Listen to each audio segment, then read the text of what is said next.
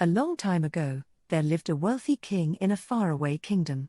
He had a very beautiful daughter of marriageable age. All the young men in the village wanted to marry her, but she refused all offers of marriage. She was very proud and vain. In spite of repeated entreaties from her parents, she refused to marry any man from her land.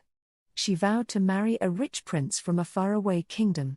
The princess continued to disobey her parents, at which they were very much grieved. One day, there was commotion within the village.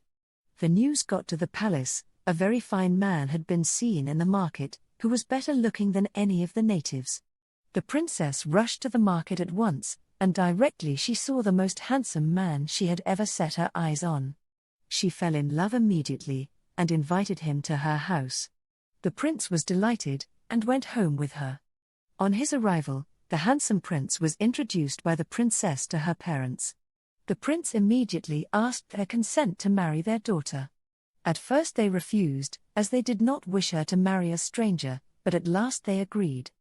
He lived with the princess for 2 days in her parents' house, and then said he wished to take his wife back to his kingdom, which was far off.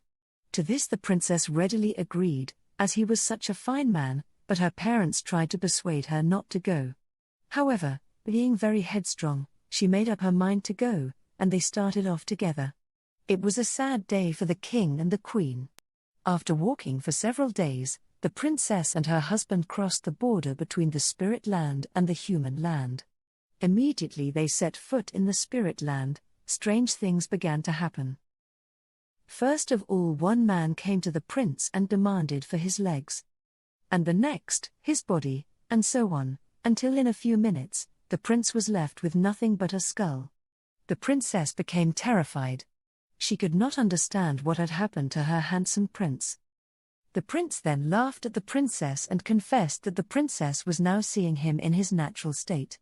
He had borrowed all his body parts from the other spirits so he would look human when he went to ask for her hand in marriage. In fact, his entire body consisted of only a human skull. The princess wanted to return home, but the skull would not allow this, and ordered her to go with him. When they arrived at the skull's house, they found his mother, who was a very old woman quite incapable of doing any work. She could only creep about. The princess tried her best to help her, cooked her food, and brought water and firewood for the old woman. The old creature was very grateful for these attentions, and soon became quite fond of the princess. One day, the old woman felt very sorry for the princess, and decided to help her. She promised to send her back to her kingdom as soon as possible, providing that she promised that in the future, she would obey her parents. This, the princess readily consented to do. The old woman then used her supernatural power to call the breeze to gently carry the princess to her father's kingdom. Soon afterwards, the breeze landed the princess outside her home, and left her there. When the king and the queen saw their daughter, they were very glad, as they had for some months given her up as lost. There was feasting throughout the kingdom for 8 days and nights. Afterwards, the king passed a law that parents should never allow their daughters to marry strangers who came from a far kingdom. One day, a prince from a neighboring village came to ask for the princess's hand in marriage. She accepted, and they had a good marriage, and lived happily afterwards.